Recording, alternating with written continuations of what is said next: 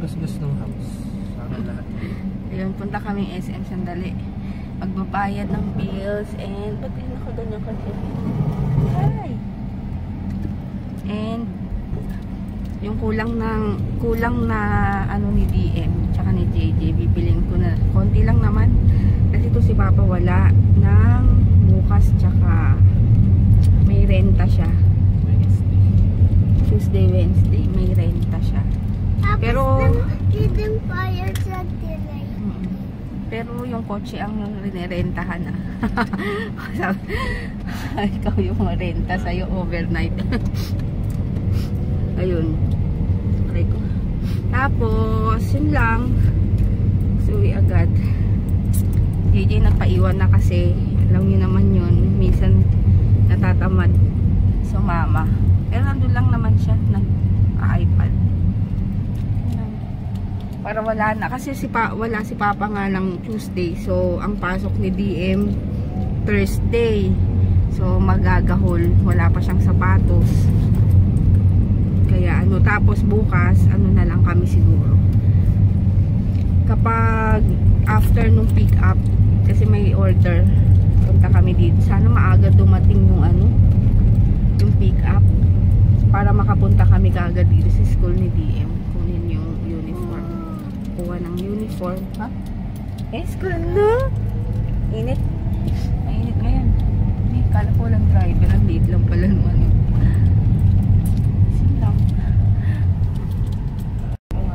Ay, Independence Day pala ngayon. Kaya malamang ang mall is jam-pack. Dahil holiday. Mama,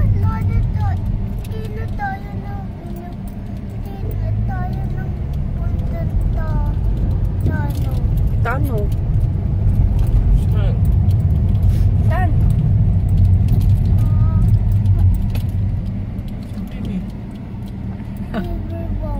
Hindi ba na-play ka naman kahapon? Play ka kahapon, di ba? Kanina tayo na.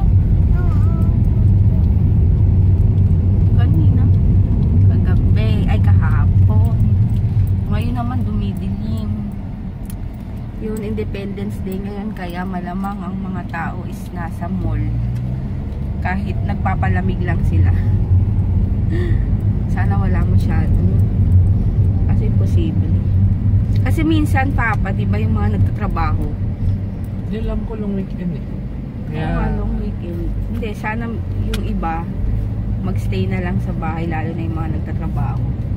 Kasi, syempre, minsan lang silang holiday. Kami, hindi mo kami holiday. Wala naman kayo holiday.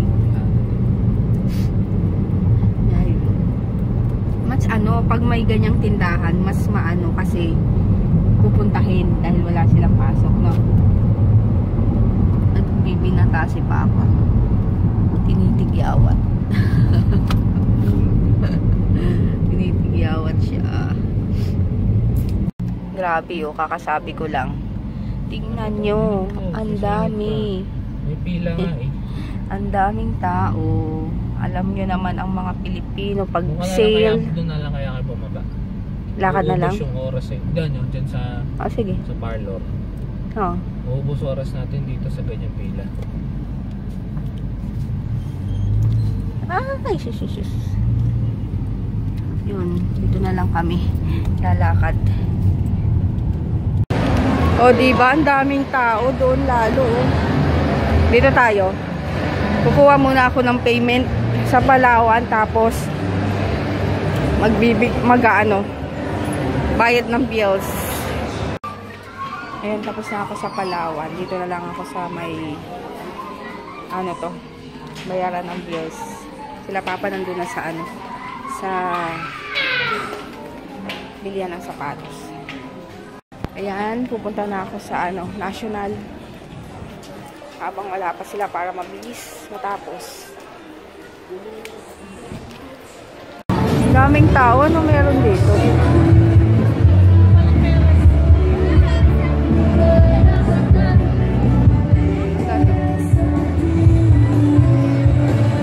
Mga art.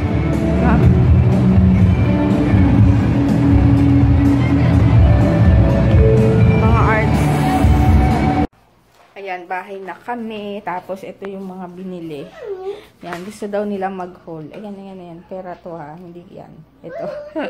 Gusto daw nila i-film na back to school haul. Ilang dalawa. Paano magsasalita yan si BM? Papakita daw nila yung mga school supplies na nabili nila. Ayan. Sige, later. Ayusin ko lang tong mga magkakape. Ayun, tapos na akong linis sa labas ng mga poops ng mga dogs. Naiinis lang ako. Rant lang ng konti ha. Pasensya na. Kasi diba, nagbebenta ako online. So, ako, either ipa-ship ko yung orders or if ever malapit lang sila dito, within this area lang sila dito, na pwedeng akong i-meet up dito sa may gate namin na lagi kong ginagawa, or sa vape shop na lagi kong sinasabi kay Dalton, pinapakiusap ko na doon i-pick up kasi doon Marcos Highway, mas madaling puntahan and madaling makita. Aray ko! Ito talaga. Tapos, ayun na nga. Nakakainis lang. Naano lang ako kasi nasa pin post ko ng online shop ko na kung bakit hindi ako pwedeng makipag-meet up agad-agad sa labas. Kasi unang-una, si Dalton may pasok. Wala siya lagi dito sa bahay. So, kaming tatlo lang ang nandito. Pangalawa, lagi kong bitbitin itong dalawa. Hindi ko naman sila pwedeng iwanan. Sila lang dalawa para lang makipag-meet up. So, hindi natin alam kung anong mangyayaring disgrasya or habang wala ako dito. So, imbes na ganun ang mangyari, so, hindi ko natatanggapin yung meet up na gusto nila. Pangatlo, mula dito sa amin hanggang labas, mahal na ang pamasahe. So, mula dito sa amin, dito sa bahay, tricycle, tatawag ako, hanggang Masinag or SM, kung yung tricycle pwede hanggang SM Masinag, kung doon ako gusto i-meet, 50 pesos papunta pa lang. If ever naman dyan lang sa labas sa may Masinag, 40 pesos. So, di ba 40 na. So, imi-meet ko. Paano pagbalik ko? 100. Eh di ba parang kung isa lang yung bibilin sa akin na worth 160 pesos na napakaliit na Dio, mas mahal pa yung handling fee kaysa doon sa binili. Or, mas mahal yung 160. Pero, di ba, parang nasayang lang. Kaya nga rin, kaya nga rin ako, meron akong meet-up point, meet-up place. May dalawang choices nga ako, di ba? Yun nga, sa vape shop o makipag-meet ako sa gate. Tapos, wag na lang ako sasabihan na ang hirap daw pala makipag-transact sa akin dahil lagi akong hindi pwede. Sabi ko, meron akong rason bakit hindi pwede. And, ang tawag dito, kaya nga minsan, di ba, sinasabi ko sa mga buyer minsan na if ever doon nyo na lang po pick upin sa vape shop, ganyan, o kaya kita nyo na. Yun lang kasi yung choices ko dahil hindi nyo ako pwedeng sabihin na, sis, baka pwede ka naman pumunta dito sa place namin, dito sa mall na to, para makipag-meet, makuha ko na yung order ko. Yung ganon. So, lagi niya akong pinipm na ganon. Sabi ko, hindi talaga pwede, dahil ang layo-layo namin. Tapos yung nasasabihin, ang hirap daw makipag-transact sa akin. Sabi ko, pasensya na kung ganon nga. Kasi meron talaga akong meet-up points, meet-up ganyan. Kasi hindi ako talaga pwede, di ba?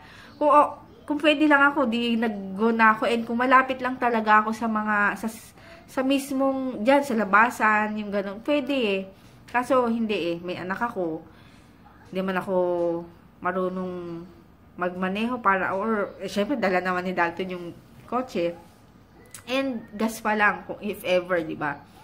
Yun lang naman ang inaano ko. Pero, if ever nag-order naman kayo ng 20 plus, or kagaya ng reseller ko, na 50 plus yung kinukuha, yun, nagkikita, dun, yun nga lang, nagmi-meet pa sa isang mall para lang, hindi mismo hinahatid sa bahay. Alam niyo yun, parang, sana intindihin na lang kung bakit ganun, na hindi ako pwede agad-agad. Sana hindi na lang nagsalita ng ganun. Kasi nga, di ba, magbasa, baka may dahilan ako doon, hindi naman yung nagdadahilan lang ako. Na ganun, dito nga lang pag-meet ko sa gate namin, dala-dala ko pa yung 2 bata. So, 'di ba? Kahit diyan lang, dadaling ko pa rin sila kasi ayokong maiwan dito sa bahay. Yun lang, sana yung kung nanonood ka man, ewan ko kung nanonood siya. Ayun, sinabi ko lang 'to kasi nga hindi ko alam kung ano nangyari. Bakit ganun yung nasabi mo? Sana inintindi mo rin yung seller. Yun, hindi sa ayaw ko kasi alam mo yun, kita din yun. Pero mahirap yung gusto mo.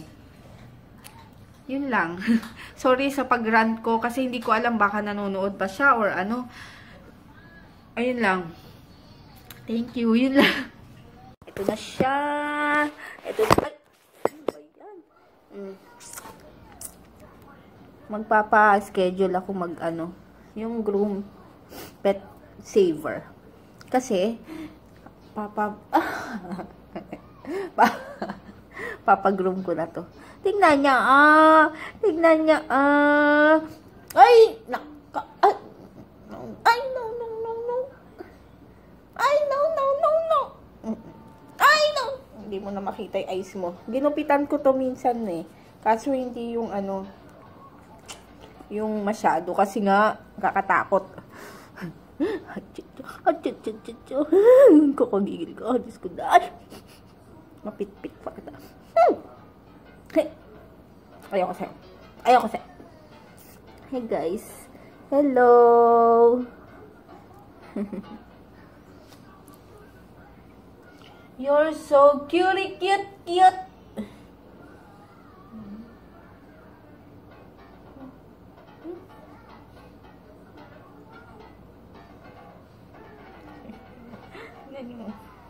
Ayaw magpa-spray Dami niya ng buhok. Ang dami mo ng buhok. 3 months na siya. Ang taba-taba. Ang bigat-bigat. No. Kisa. Sarap.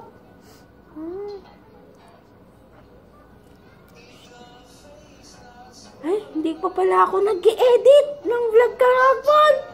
I forgot. No. Ikaw kasi hindi mo pinaalala Meron pala akong i-edit Cute. Ang cute mo.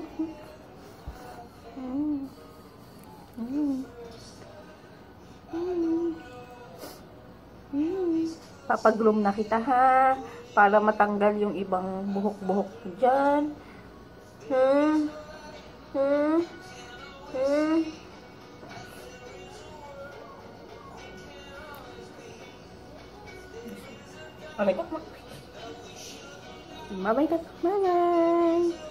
Bye. Haba na na hair niya, no? Ba. Saan yung eyes mo? Aba.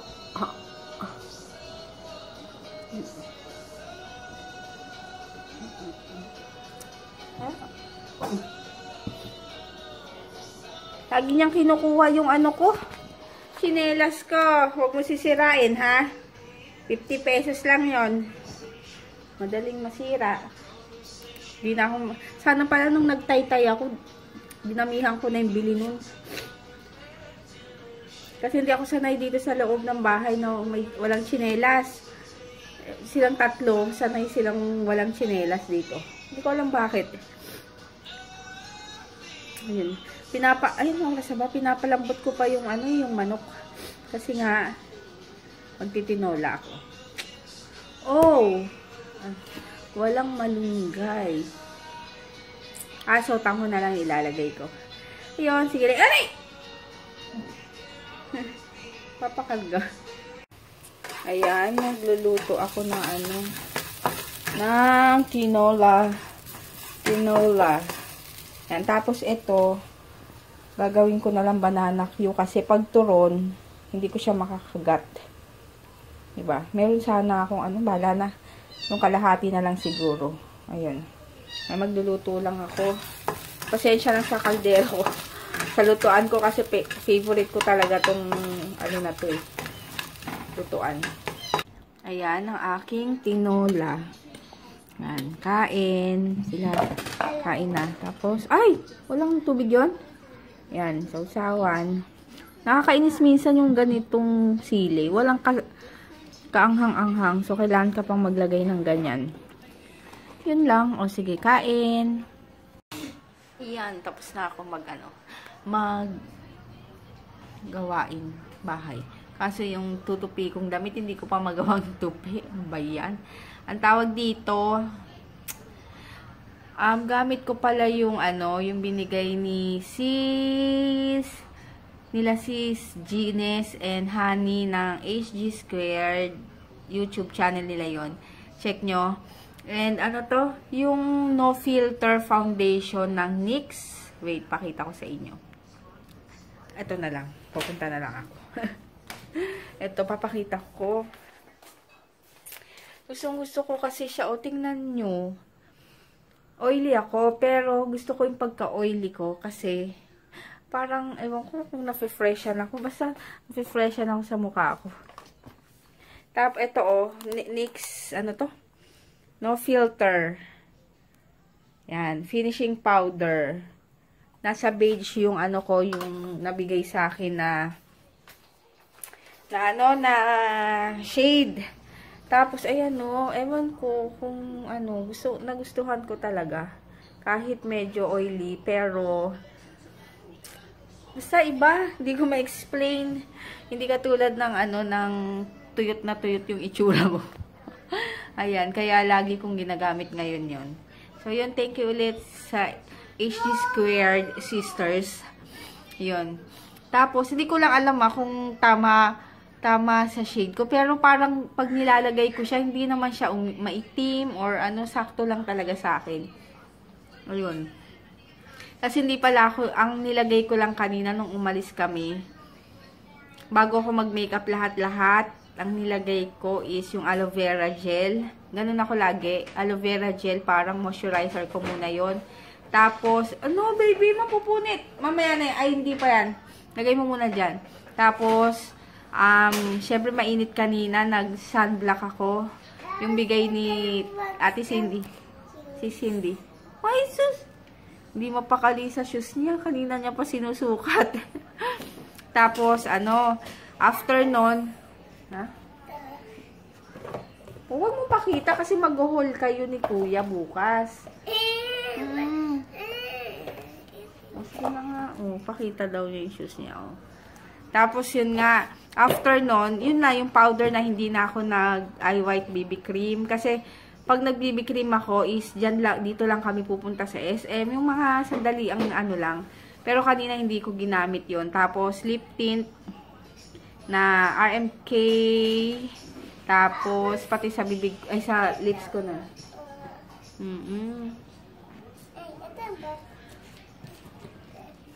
Wow! Kasi lang, tapos kilay, yung pangkilay ko kanina, hindi ko ginamit si Benefit kasi dyan lang naman kami.